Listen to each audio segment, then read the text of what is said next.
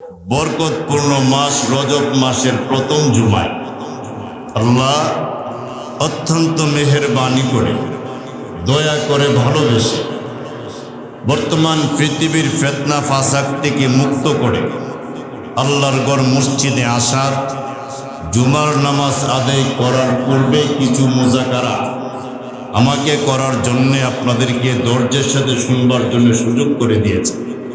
এজন্য আল্লাহ তাআলার দরবারে শুকরিয়া পৌঁছায় উচ্চ কণ্ঠে আমরা সকলেই শুকরিয়া আদায় করি। আমরা পড়ি আলহামদুলিল্লাহ।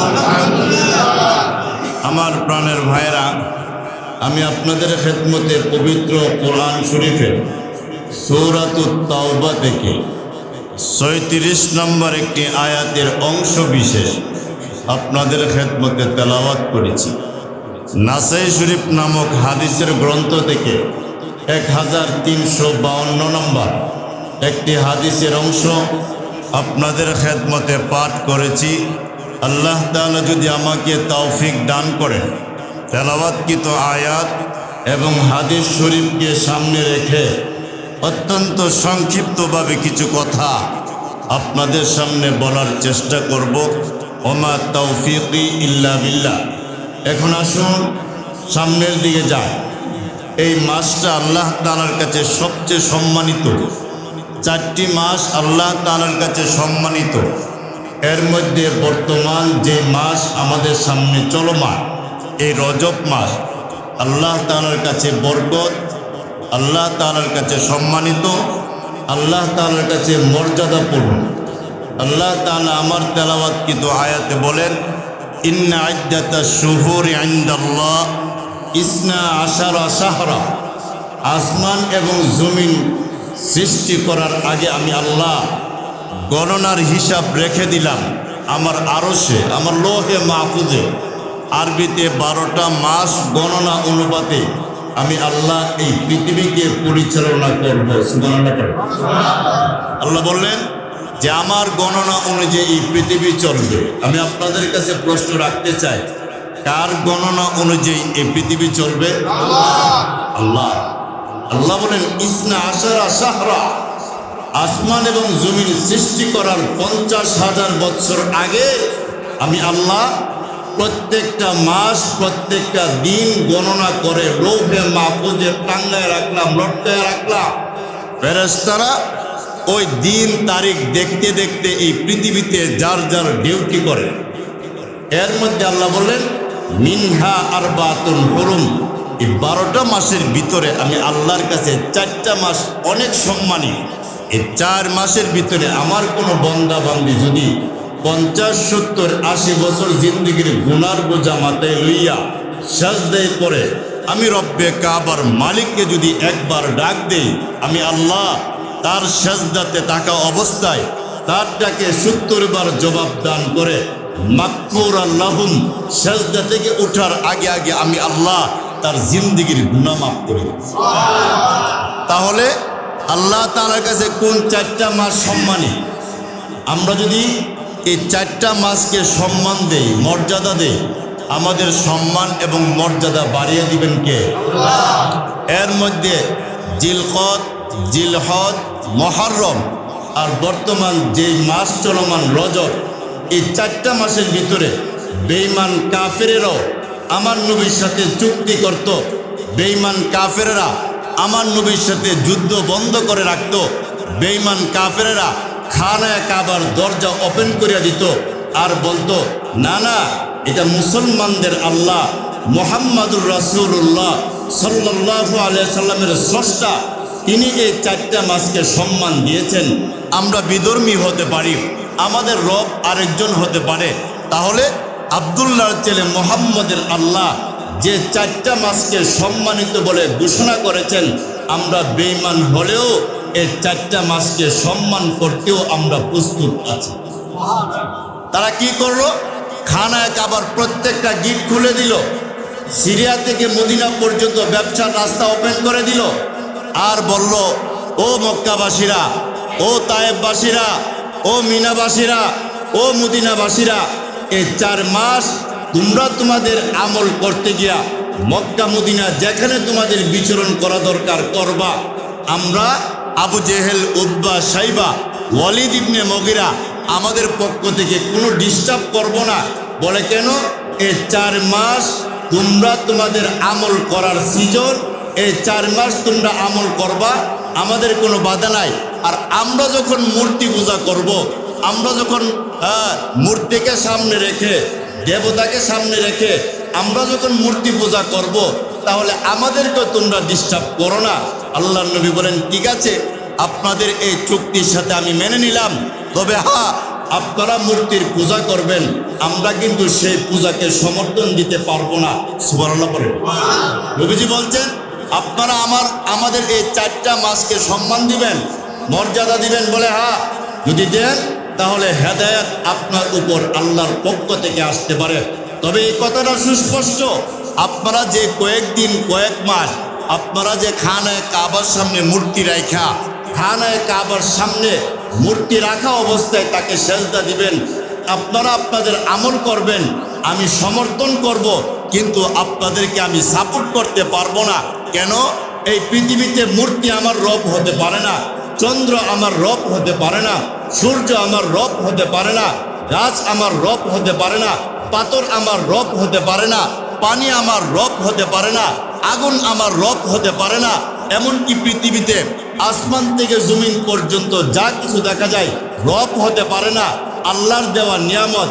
আর আমাদের একজন রব, নবী বললেন, আমার একজন রব, আমার উম্মতের একজন রব, তিনি হইলেন কে? আরো জোরে বলেন কে? এই কথা বলে বলে তারা এই 4টা মাস কিন্তু কদর করতেন। আয়েশা সিদ্দিকা রাদিয়াল্লাহু আনহার হাদিস, রজব মাস যখন চলে আসতো, নবী করিম সাল্লাল্লাহু আলাইহি সাল্লাম ঘুম কমায়া দিতেন, নবী করিম সাল্লাল্লাহু আলাইহি সাল্লাম মিটিং মিছিল কমায়া দিতেন, নবী করিম সাল্লাল্লাহু আলাইহি সাল্লাম ব্যবসাতে কিছুটা কম সময় দিতেন। এই রজব মাসে আল্লাহর নবী 4টা কাজ বেশি বেশি করে করতেন, আর পরিবারকে বলে দিতেন, আহিয়াল লাইলা, হে আমার পরিবারের সদস্যরা, হে আমার বিবিগণ, হে আমার স্ত্রীগণ, রজব মাসের চাঁদ উঠে গেছে, কিছুটা সময় আল্লাহকে দেওয়া লাগবে। আহিয়াল লাইলা, রাতটাকে 3 ভাগ করে 2 ভাগ তুমি ঘুমাইবা, আর 1 ভাগ আমার আল্লাহর জন্য রেখে দিবা। আরো জোরে কর। নবীজি 9 জন স্ত্রী তখন জীবিত। নবীজি বলছেন, আহিয়াল লাইলা, হে আমার স্ত্রীগণ, রাতটাকে 3 ভাগে ভাগ করবা, 1 ভাগ তোমরা ঘুমাইবা, 2 ভাগ ঘুমাইবা, আর 1 ভাগ শেষ রজনী আল্লাহর জন্য রেখে দিবা। স্ত্রীগণ সব সময় আয়েশা সিদ্দিকা রাদিয়াল্লাহু আনহার হাদিস থেকে সুস্পষ্টভাবে প্রমাণ পাওয়া যায়, নবী করিম সাল্লাল্লাহু আলাইহি সাল্লাম নিজেও রজব মাস থেকে নিয়ে রমজানের ঈদের চাঁদ ওঠার আগ পর্যন্ত নবী করিম সাল্লাল্লাহু আলাইহি সাল্লাম নিজেও রাত্রে অন্যান্য সময় যে সময় দিতেন, রজবের চাঁদ ওঠার পরে আল্লাহ নবী সময় আরো বাড়ায় দিতেন। আল্লাহ জিব্রাইলকে পাঠিয়ে দিলেন, ও জিব্রাইল, জিব্রাইল আসলো আমার নবীর কাছে, এসে বললেন, নবী গো, আপনি সময় বাড়ায় দিলেন। বলে হ্যাঁ, আল্লাহ তো আপনার প্রতি এমনি সন্তুষ্ট, এমনি খুশি। আসমান থেকে জমিন পর্যন্ত যত মাখলুকাত আছে, এর মধ্যে তো আপনি সবচেয়ে শ্রেষ্ঠ, আল্লাহর প্রিয় বন্ধু, আমল কেন বাড়াইলেন? আল্লাহ নবী বললেন, জিব্রাইল, আমার আল্লাহকে জানায়া দিবা, আমার এই বিয়াসটা, আমার এই 20টি আমলের বরকতে আল্লাহ যেন আমার গুনাহগার উম্মতদেরকে জাহান্নাম থেকে জান্নাতে দিয়ে দেন।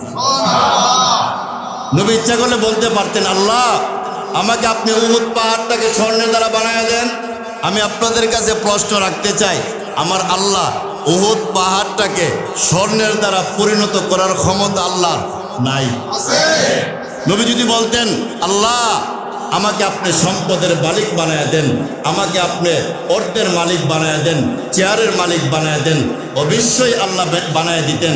অথচ আমার নবী দোয়া করছেন, আল্লাহুম্মা আহিয়ানা মিসকিনান, আল্লাহ, মিসকিন অবস্থায় তুমি আমার জিন্দা রাখো, আল্লাহ, মিসকিন অবস্থায় পৃথিবীতে বিচরণ করার সুযোগ দাও, আল্লাহ, মিসকিন অবস্থায় আমাকে মরণ দিও। বলে কেন?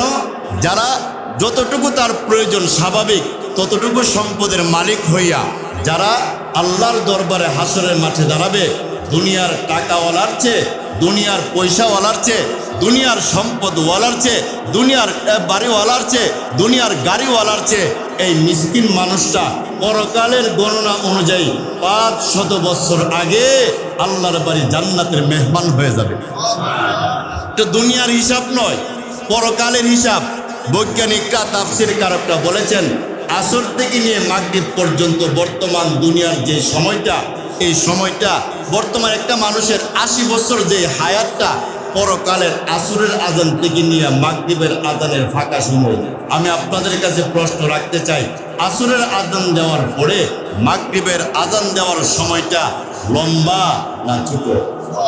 এই ছোট্ট একটা সময় আল্লাহ আমাদের হায়াতের মধ্যে বাইদা দিলেন, আমাদের হায়াতদেরকে দিয়ে দিলেন।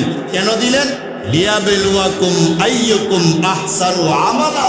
আল্লাহ বলেন এই ছোট্ট সময়টা তোমাকে এই জন্যে দান করলাম, তুমি পৃথিবীতে গিয়া আমি আল্লাহকে স্মরণ করবে কিনা, আমি আল্লাহর বিধান মানবে কিনা, আমি আল্লাহর দেওয়া বিধানের মধ্যে তুমি নামাজ পড়বে কিনা, নবীজির সুন্নত মানবে কিনা, এই পরীক্ষা এবং নিরীক্ষা করার জন্য আল্লাহ পৃথিবীতে প্রত্যেকটা বন্দাবান্দিকে পাঠিয়ে দিলেন। আর বললেন, পৃথিবীর মানুষেরা রে, তুমি যদি আমি আল্লাহর জন্য হয়ে যাও, মাল্লাহুল মাওলা ফালাহুল কুল, তুমি যদি আমি আল্লাহর জন্য হয়ে যাও, আমি আল্লাহ 24 ঘন্টা তোমার পাহারাদার হয়ে যাব।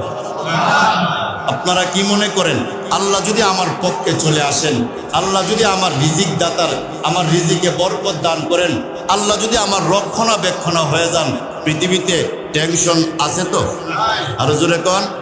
এই জন্যে নবী করিম সাল্লাল্লাহু আলাইহি ওয়াসাল্লাম বলছেন, ইজা দাখালা রজবা, যখন রজব মাস চলে আসবে, প্রত্যেক নামাজের পরে না পারো, ফাঁকে ফাঁকে সময় এই দোয়াটা পড়বে, আল্লাহুম্মা বারিক লানা ফি রজবা ওয়া শাবান ওয়া বাল্লিগনা রমাদান। কি হবে?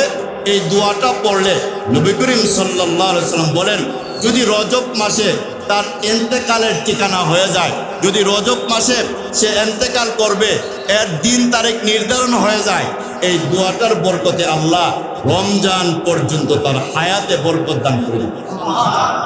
এই জন্যে আমরা যারা এই দোয়াটা পারি, আপনারা আমার সাথে বলুন, আল্লাহুম্মা বারিক লানা ফি রজবা ওয়া শাবান ওয়া বাল্লিগনা রমাদান। অর্থ হলো, আল্লাহ শাবান মাসের বরকত আপনি আমাদেরকে দান করেন, রজব মাসের বরকত আপনি আমাদেরকে দান করেন, শাবান মাসের নূর আমাদেরকে দান করেন, রমজানের হেদায়েতের বাণী মাপের লিস্টিতে আপনি আমাদের নাম উঠায় নেন। বলেন আল্লাহু আকবার। এই জন্যে এই রজব মাসটার ভিতরে আমাদেরকে 4টা কাজ করা লাগবে। 1 নম্বর হলো আসিয়াম। রজব মাসে আমি কমসে কম সপ্তাহে 2 দিন, সোমবার আর বৃহস্পতিবার দিবাগত রাত্রে অর্থাৎ শুক্রবার, এই 2 দিন সময় আমি রোজা রাখার চেষ্টা করব। আর এই রজব মাসের ভিতরে আইয়ামে 20 অর্থাৎ আরবি মাসের 13, 14, 15 এই 3টাকে আইয়ামে 20 বলা হয়। নবী করিম সাল্লাল্লাহু আলাইহি সাল্লাম এই 3 দিন মাসে রোজা রাখতেনই, আবার সোমবার বৃহস্পতিবার আল্লাহর নবী রোজা রাখতেন। এজন্য আমরা যদি এই রজব মাসে পূর্ণ রোজা নাও রাখতে পারি, সপ্তাহে 2 দিন বা সপ্তাহে 1 দিন অথবা 1 মাসের ভিতরে আরবি 13, 14, 15 এই 3 দিন রোজা রাখার চেষ্টা করা। নবী করিম সাল্লাল্লাহু আলাইহি সাল্লাম বলেন, এই রজব মাসে রোজা রাখলে শাবান এবং রমজান মাসের ট্রেডিং হয়ে যায়। কারণ যদি আপনি সরাসরি 1 মাস রমজানের রোজা প্রথম থেকে আমি শুরু করি, তাহলে 1 মাস রোজা আমার জন্য কষ্ট হয়ে যায়। হঠাৎ খাবার বন্ধ, হঠাৎ পানীয় বন্ধ, হঠাৎ আমার এই বন্ধ, আমার সেই বন্ধ, আমার ওষুধ বন্ধ, হঠাৎ আমার এই থেরাপি বন্ধ, সব কিছু আমার হঠাৎ বন্ধ হয়ে গেলে কষ্ট হওয়ার সম্ভাবনা আছে। আর আগের থেকে ট্রেডিং দিলে কষ্ট কম হবে না বেশি? কম হবে।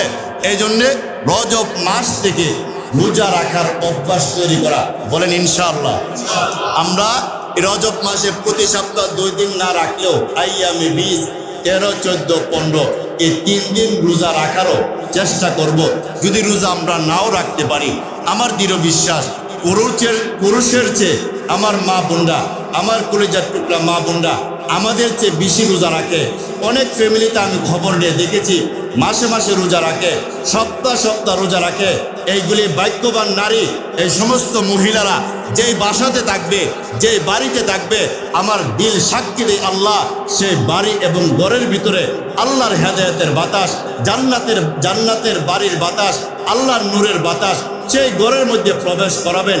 এই জন্য মা বোনদেরকে আমি দৃষ্টি আকর্ষণ করে বলবো, এই রজব মাস থেকে যারা অন্যান্য মাসে আপনি রোজা রাখেন সুবিধা নাই, রজব মাস থেকে রোজা রাখার ট্রেডিং আপনারা তৈরি করুন। নিজে রোজা রাখবেন, আপনার স্বামীকে বলবেন আপনিও রোজা রাখেন, আপনার ছেলেকে বলবেন আপনিও রোজা রাখেন, আপনার মেয়েকে বলবেন আপনিও রোজা রাখেন।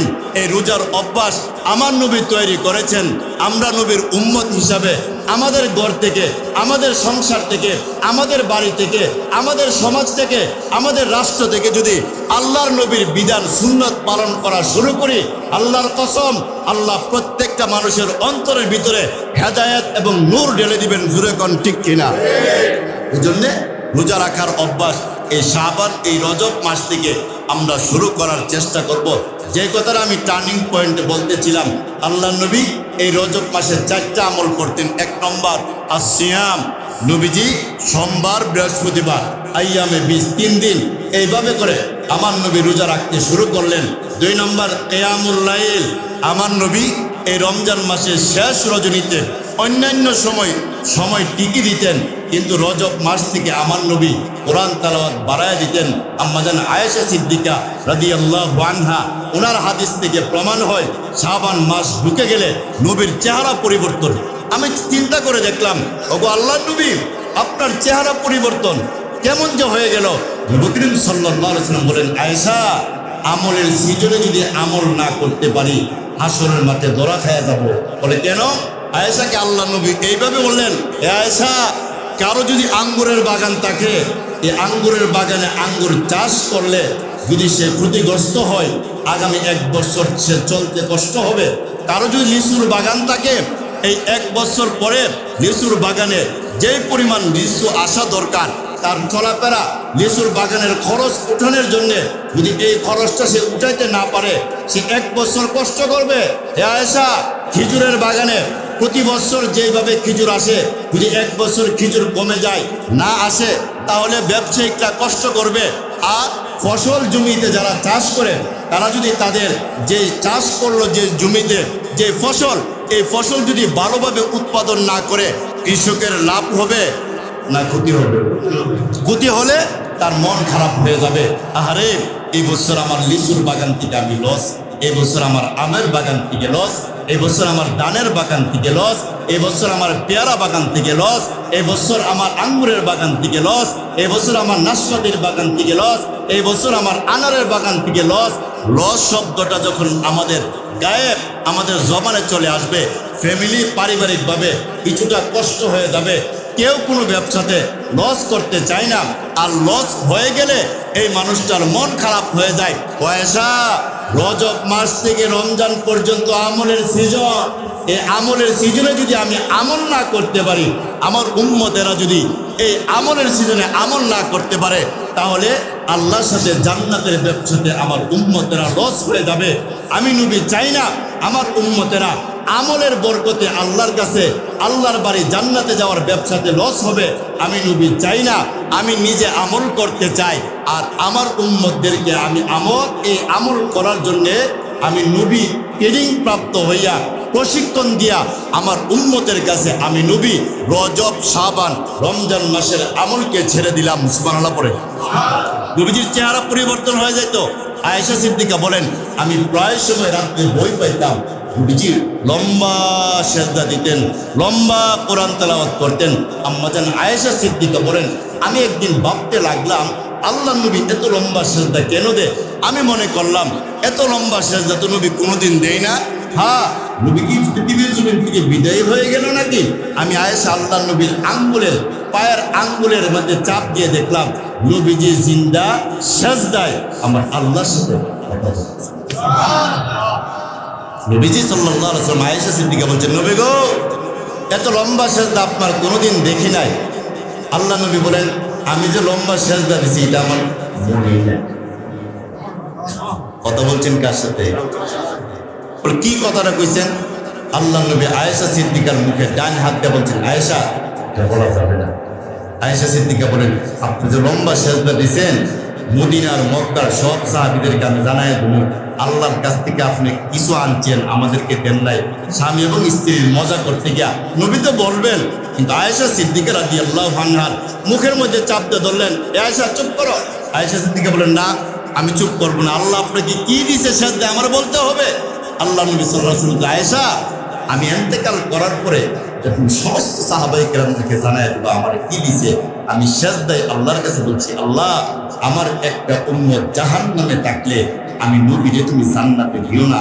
আল্লাহ বলেন, এত মামলার আসামি আপনার উম্মত, বিনা কষ্টের আযাব ছাড়া, গজব ছাড়া, তাদের হিসাব ছাড়া তাদেরকে আমি কিভাবে জান্নাতে দিয়ে দেই? এটা আমার আল্লাহর দ্বারা কি ইনসাফ হয়?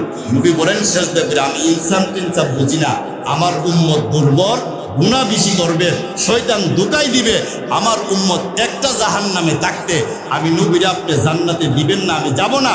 আল্লাহ মুস্কি হাসি দিয়া জিব্রাইলকে পাঠাইয়া বললেন, জিব্রাইল আমার নবী ফজরের আজান হইলে উঠতো না, যে সেজদা দিছে বেলাল আজান দিবে উঠবে না, আমার বন্ধুর ফজরের নামাজ কাজা হোক আমি চাই না। আমার নবীরে কানে কানে গিয়া সালাম দাও আর বলে দাও আমার নবীর একজন উম্মত জাহান্নামে থাকবে, এটা হতে পারে না। আমার আখিরি নবীর উম্মত একজন জাররা থেকে জাররা পরিমাণ কালিমা পড়নেওয়ালা নারী পুরুষ জাহান্নামে থাকলে তাদেরকে ধরে ধরে জান্নাতে নেওয়ার দায়িত্বটা নবীর প্রয়োজন নাই, আমি আল্লাহ নিজে গ্রহণ করলাম। আপনারা কি মনে করেন সেজদায় পড়ে নবীজি আমাদের জন্য বলছেন আল্লাহর কাছে? নবী যদি বলতে পারতেন, আল্লাহ আমাকে আপনি ছেলে দেন, আমার ছেলেটাকে আপনি বাঁচায় রাখেন, আমার মেয়েটাকে আপনি বাঁচায় রাখেন, নবীজি যা চাইতেন আল্লাহ দিতেন তো? আরো জোরে কোন? নবী বলছেন, আল্লাহ আমার উম্মত একটা জাহান্নামে থাকবে, অন্যান্য নবীরা বলবে কানাঘুষা করবে, আখিরি নবী বলে শ্রেষ্ঠ তাইনের উম্মত তো জাহান্নামে, তাহলে আমি নবীর ইজ্জত থাকে না, আমার সম্মান থাকে না। আল্লাহ আমি নবী, আমার উম্মত জাহান্নামে যাবে, এই কথাটা শুনে আমি মরতে চাই না। নবীজি সাল্লাল্লাহু আলাইহি ওয়াসাল্লামকে আয়েশা সিদ্দিকাকে বলেন, আয়েশা আজকে আল্লাহর কাছ থেকে যে জিনিসটা পাইলাম আমার দন্দন শহীদ হয়ে গেল, আমি রক্ত দিলাম, আমি জিহাদ করলাম, আমি যুদ্ধ করলাম, গাম জড়াইলাম, পেটে পাথর বাঁধলাম, আমার সব কষ্ট আল্লাহর দেওয়া এই নিয়ামতের কারণে আমি সব বুইলা ফেলেছি। আপনি দেখবেন হঠাৎ করে আপনি যে জিনিসটা চাওয়ার তার চেয়ে বড় কিছু পায় যদি আপনি পেয়ে যাবেন, পিছনের কষ্ট তাকে তো জোরে কর। নবীজি বললেন, আয়েশা এখন আমার পিছনের কোনো কষ্ট নাই, আল্লাহ আমার উম্মতের জাররা থেকে জাররা, একটা সরিষা, ছোট্ট সরিষাকে 70 ভাগের 1 ভাগকে 1 জাররা বলা হয়, আর বৈজ্ঞানিকরা বলে একটা সরিষাকে 70 ভাগ কইরা 1 ভাগকে আরো 70 ভাগ করলে যে পরিমাণ অণু হবে, অণু, যে অণুটাকে আপনার মাটির দিকে কেউ যদি মনে করে না আমি একটা দুলা চিমটি দিয়ে উপরে উঠাবো, আপনি পারবেন না, দুলাটা আপনি ধরতে পারবেন না, এটাকে বলা হয় অণু। নবী করিম সাল্লাল্লাহু আলাইহি ওয়াসাল্লামকে আল্লাহ জানায় দিলেন, আপনার উম্মতের অণু পরিমাণ ঈমান যার আছে তার জন্য আমার বাড়ি জান্নাত রেডি আছে। এই জন্য রজব মাস আমাদের কাছে চলে আসছে। আমি আজ থেকে যেই দিন থেকে রজব মাসের চাঁদ উঠছে, আমি নিজে ব্যক্তিগতভাবে রমজান মাসের গ্রাণ পাইতেছি, একটা আবহাওয়া পাইতেছি, রমজানের একটা মিষ্টি মিষ্টি একটা যে আকাশের অবস্থা বা রাত্রের অবস্থা সেটা আমার কাছে অনুভব হচ্ছে। এর দ্বারাই আল্লাহ আস্তে আস্তে রহমত বরকত দান করেন। আমরা রজব মাস পেয়েছি, খুশি না বেজার? আরো জোরে বলেন, খুশি না বেজার? এই জন্য শুকরিয়া আদায় করবো কার? আমরা সকলে পড়ি আলহামদুলিল্লাহ। এখন আসুন রজব মাস এবং শাবান মাসের আলোচনা আগামী সপ্তাহ থেকে ধারাবাহিকভাবে চলবে, কিন্তু আজকে 2025 সালের সবচেয়ে শেষ জুমা, হয়তোবা আমার দিল সাক্ষী দিই আজকে যারা নামাজে আছেন আগামী বছর এই শেষ জুমা 2026 সালের জুমা আমি নাও করতে পারি। এই 26 সালের জুমা, এই জুমা আমার জন্য জীবনের শেষ জুমা হতে পারে।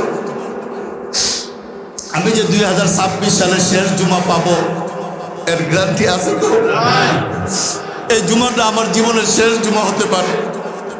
আমি এইভাবে বলবো, আল্লাহ 2025 সাল যেভাবে কাটানোর দরকার ছিল আমি কাটাতে পারি নাই। আল্লাহ 2025 সালে যেভাবে জিকির করার দরকার ছিল আমি করতে পারি নাই। আল্লাহ 2025 সালে যেভাবে সেজদা দেওয়ার দরকার ছিল আমি পারি নাই। আল্লাহ 2025 সাল যেভাবে নবীজির সুন্নত পালন করার দরকার ছিল আমি পারি নাই। আমাদের কমতি আছে, কিন্তু আপনি তো আহকামুল হাকিমিন, আপনি তো হলেন রহমানুর রহিম, আপনি হলেন গাফফারুজ যুনুব, আপনি হলেন সাত্তারুল আয়ুব। আল্লাহ পারেন কিনা আমাদের যে ভুল ত্রুটি হয়েছে 2025 সালের ভিতরে ক্ষমা করতেন? আল্লাহ পারেন তো? এজন্য আল্লাহর কাছে সবসময় বলা, আর সাহাবায়ে কেরামের জীবনী পড়লে সবসময় অনুশোচনা তৈরি হয়ে যায়।